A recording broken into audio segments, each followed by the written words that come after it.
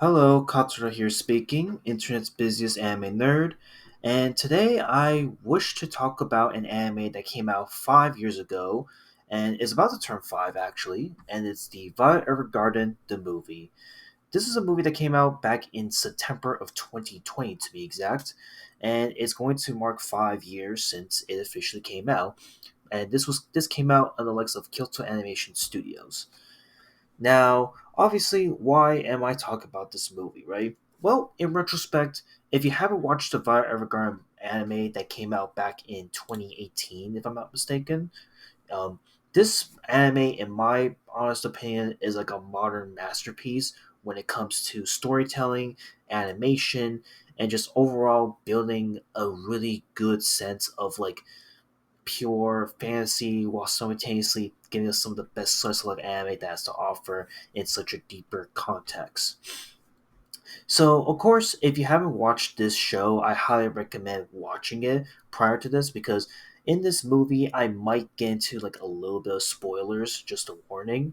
But without further ado, regarding the movie, this is a film that came out in 2020 that kickstarted the new decade of anime by Kyoto Animation Studios. And I guess before we go into why this movie came to be, why I gave this one, I guess the score that I gave it, of course, um, we need to explain the background to what how it came to this point. Well, it was not that long ago that for how big and how massive Kyoto Animation Studios has been known for, Kyoto Animations has been known for giving us some of the biggest, most talked about animes to come out over the last 10, 20 plus years since they've been in the anime industry. And for the longest time, they've been on this high upscale roller coaster that seemed like Kyoto Animation was going to blossom.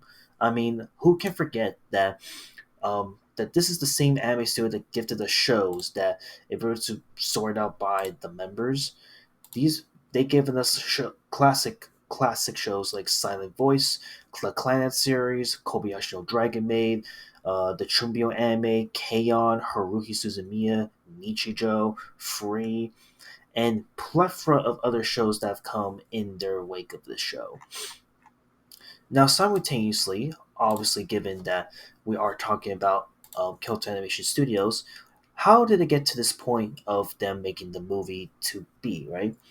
Well, I think it was pretty clear that around the mid 2010s, I think for anyone that's a Kyoto animation enthusiast, Kyoto Animations has been drastically and slowly improving their animation, improving their music, their themes, and what they're tackling so well to the point that I think Kyoto Animations is like the godfather of making the greatest slice of life anime that any other studio wishes they could ever replicate. And it shows in the catalog here.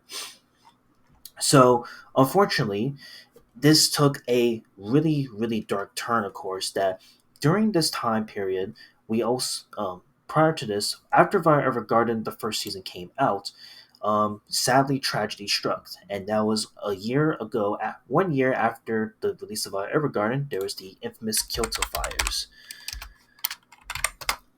which was a pretty hard, hard and messed up incident that suddenly took the lives of 36 people, and it was all basically around a dude that was accusing Kill Animations for copywriting and claiming that he stole their ideas and accusing them of basically blame plagiarism, if you will. And as a result, I mean, the latest updates are right here. The dude that did cause the fire pleaded guilty to the charges on 2023 and was sentenced to death on January 25th of 2024 of last year. And as a result of this, I mean, as a result of the arson attacks that happened on Q Animation Studios, there was, of course, a massive delay in a lot of big projects that Kyoto Animations was planning to drop around this time period. And Violet Evergarden Movie was unfortunately one of them that kind of suffered through the pushback. So, like I said, I remember this movie did was announced back then. It was supposed to come out in 2019, but it did get pushed back tremendously from the arson fires that occurred in 2019. And ultimately, This movie would also get pushed back again due to, as everyone has already known at this point, in 2020 there was the COVID pandemic, which tremendously pushed the movie back even further than what it should. So once the movie finally came out, and I was actually able to finally watch this movie, I believe in 2021 to be exact, because it wasn't available for the Western audience until like 6 months later. This film finally came to movie theaters in the Western states, and like I said, I was completely blown away by how great, how beautiful, and also how tragic a story of Violet Evergarden's of character came and went and ended. And I think they did a great job with this film.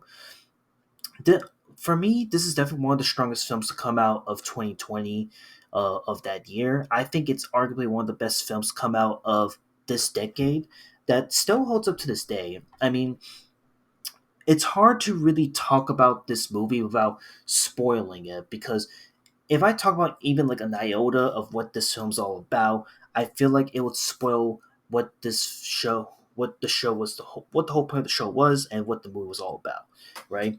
And I feel like I can only do it justice by just saying that again, this film's absolutely beautiful. This has one of the greatest endings of all time, in my opinion. It's arguably one of the greatest endings of any slice of life show I've seen in my books, that can rival that of like the Fruits Baskets franchise in a way, and is definitely a must watch. Now, if we're talking about like, I guess to kind of finally get rid of this out of the room, why is my score a 9 out of 10 when I gave the Violet Evergarden a 10 out of 10? Well, sadly, as you know, I wouldn't say I'm a stickler when it comes to like animation perfection, you could say, but there were moments in the movie where unfortunately the animation did dip in quality a little bit. And trust me, this movie is not 100% perfect with the animation. Everything about the movie is super, super well, but the animation for me to this day, sadly, was not perfect all around. Like it was, there are moments where it was super high up on very top, and then there were moments where like, ooh, we got a little bit of a stinker here and there. That's definitely not good, and it sounds like sells out or stands out like a sore thumb, if that's what I'm talking about. And yeah, I think that if they did like brush up on the animation a little bit more and fix a little bit of the details there, I think we would have like a really strong show that, or strong movie that really would have been like my 10 out of 10 movie of that year. But because of the animation, I just think that that's the reason why it couldn't hit that perfect score for me, in my opinion.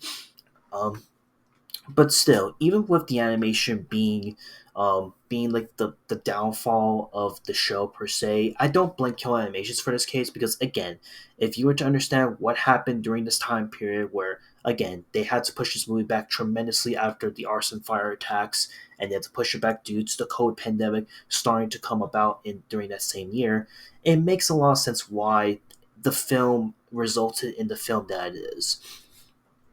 So yeah, that is basically my overall, I guess you could say, a classic or a reflection of this amazing and one of a kind movie that came out back in 2020.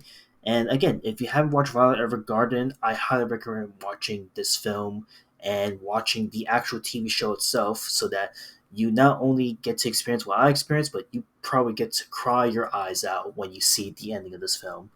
And yeah, that's all I have to say. And I just figured I want to talk about it today. And I'm going to probably drop more anime reflections of shows that came out 5 years, 10 years, 15, etc.